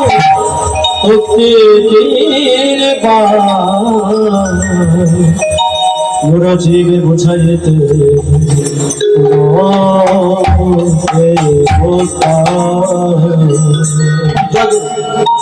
তাহলে আমি যেটা বলছিলাম যে অবিশ্বাসের দ্বারা, সন্দেহের দ্বারা মৃত্যুর কাছাকাছি যাওয়া যায়, ভগবান কৃষ্ণের কাছাকাছি যাওয়া যায় না। আর আমরা আমাদের ভক্তি জীবনকে সঠিকভাবে পরিচালিত করতে পারবো। প্রভু বলছিলেন যদি আমরা ভগবান কি, কৃষ্ণকে সঠিকভাবে জানাটাই হচ্ছে আমাদের মুক্তি, আমাদের মানব জীবনের সার্থকতা। সেটাই আমি আলোচনা করার চেষ্টা করছি। কোন পলিটিশিয়ান কি বলছেন সেটা তো আমি দেখবো না। ভগবান কি বস্তু, ভগবানকে কি করে উপলব্ধি করা যায়, সেটাই হচ্ছে আমাদের মূল কথা। ভগবানকে আমরা কিভাবে উপলব্ধি করব? প্রহ্লাদ মহারাজ বলছেন যে মহি আসাম রজভিষেকম, মানে কি দাম্ভিকতা, আসুরিক ভাব বিসর্জন দিয়ে নিষ্কিঞ্চন ভগবত ভক্তের পদরজ দ্বারা অভিষিক্ত না করা পর্যন্ত কৃষ্ণ রয়ে যাবে চিরধরা এই মৃত্যুময় সংসারে। অপাপ্যমাম নিবর্তন্তে মৃত্যু সংসার। গীতার নবম অধ্যায় 3 নম্বর শ্লোক। দারুণ কথা বলছেন একদম। প্রহ্লাদ মহারাজের এই কথাটা আমি উল্লেখ করলাম যে মহি আসাম পাদরাজভিষেকম, তার মানে কি দাম্ভিকতা, আসুরিক ভাব বিসর্জন দিয়ে নিষ্কিঞ্চন ভগবত ভক্তের পদরজ দ্বারা অভিষিক্ত না করা পর্যন্ত। কথাটা আবার রিপিট করছি, শ্রীকৃষ্ণ থেকে যাবে চিরধরা, ঘুরপাক খেতে হবে এই 84 লক্ষ দেহের মধ্যে এবং মৃত্যুময় সংসারে। অপাপ্যমান নিবর্তন্তে মৃত্যু সংসার পর। আজকে গীতাকে নিয়ে অনেক কথা বলছেন, গীতা পাঠ করতে বলছি। এখন দেখবেন সারা বিশ্বে, যদি আপনারা একটু খোঁজ খবর নেন, সারা বিশ্বে অনেক চিন্তাবিদ, সায়েন্টিস্ট, একদম অনেক বিখ্যাত বিজ্ঞানী রয়েছেন যারা গীতা পাঠ করছেন। গীতা পাঠের জন্য, গীতা উপহার দেওয়ার জন্য ভগবানকে ধন্যবাদ দিচ্ছেন। এরকম একজন চিন্তাবিদ ছিলেন H.H. হানবোল্ট। তিনি একজন চিন্তাবিদ, তিনি একজন দার্শনিক বিদেশি। তার একটি কথা আমি পড়ছিলাম মাস তিনেক আগে, একটি বইতে পড়ছিলাম যে I have offer thanks to God that I have been allowed to live long to read the Bhagavad Gita। মানেটা কি? H.H. হানবোল্ট বলছেন, দার্শনিক বলছেন, আপনারা গীতা পাঠ করছেন না, তিনি গীতা পাঠ করছেন। এক বিদেশি বিখ্যাত, পৃথিবী বিখ্যাত দার্শনিক বলছেন যে আমি ভগবানকে অসংখ্য ধন্যবাদ দিচ্ছি যে তিনি আমাকে এই জীবনটা দিয়েছেন গীতা পাঠের জন্য, গীতা পাঠ করার জন্য তিনি আমাকে এই সুযোগটা দিয়েছেন। তাই আমাদের প্রত্যেকে কৃষ্ণের ধ্যান করতে হবে, কৃষ্ণ নাম করতে হবে। যে কথাটা বারবার বলছিলাম, শ্রী চৈতন্য মহাপ্রভু যাগ যজ্ঞ সত্য ত্রেতা দাপর কলি তার সমস্ত সরলীকরণ করে, সত্য যুগের যে কালচার ছিল ত্রেতা দাপর অতিক্রম করে আমরা যে কলিতে প্রবেশ করলাম, কলির মানুষ অন্যান্য যুগে তো 100 কোটির শ্লোক সম্মিলিত গীতা বৈদিক শাস্ত্র ছিল, সেটা ব্যাসদেব সরলীকরণ করে একদম 100 কোটি থেকে 4 কোটিতে এলো, 4 কোটি থেকে এখন 4 লক্ষ, 100 কোটি থেকে 4 লক্ষ। এই 4 লক্ষ শ্লোকও যদি আমরা পড়ার সময় আছে আমাদের, আমরা পারবো এই মানব জীবনে এই কলিযুগে শেষ করতে পারবো। শ্রী চৈতন্য মহাপ্রভু সরলীকরণ করে দিলেন হরে কৃষ্ণ মহামন্ত্রের মধ্যে। আমি দেখেছি অনেক সময় আপনারা ভগবানের ধ্যান করেন, আমাকে প্রশ্ন অনেক প্রশ্ন এমন আসে, তার উত্তর অ্যাকচুয়ালি আমরা কতটুকু জানি। একদম বিশাল সমুদ্রের মধ্যে একদম একটা বালিও পাই না, বালিতে একদম ইলেকট্রন প্রোটন নিউট্রনের সমান গীতা ভাগবতে যা রয়েছে।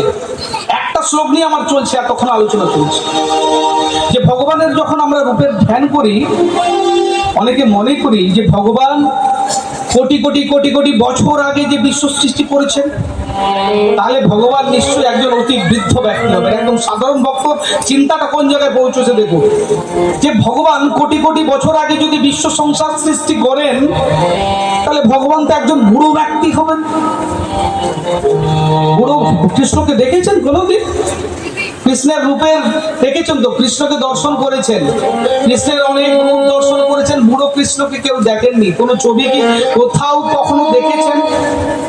তাই ভগবান কৃষ্ণ ব্যক্তিগতভাবে আমাদের সম্মুখীন হন, যাতে আমরা তাকে দেখতে পারি। এটা ভগবানের কৃপা। ভগবান যদি কৃপা করে, গীতার সেই দ্ব্যর্থহীন শ্লোক 4th অধ্যায়ে 7 নম্বর শ্লোক, প্রত্যেকের মুখে মুখে যে শ্লোকটি থাকে প্রত্যেকেই জানেন, যদা যদা হি ধর্মস্য গ্লানির্ভবতি ভারতঃ অভ্যুত্থানম অধর্মস্য তদাত্মানম সৃজাম্যহম। 4th অধ্যায়ে বলছে এই সৃজাম্যম মানে কি? ভগবান বলছেন যে হে ভারত, যখনই ধর্মের গ্লানি হয়, এই শ্লোকটা বহুল প্রচারিত, এই শ্লোকটা প্রত্যেকে একটা বেদও যদি ছাপা হয় হরে ঘুরি বাসরে, এই শ্লোকটার উপরে লেখা থাকে, যদা যদা হি ধর্মস্য গ্লানির্ভবতি ভারত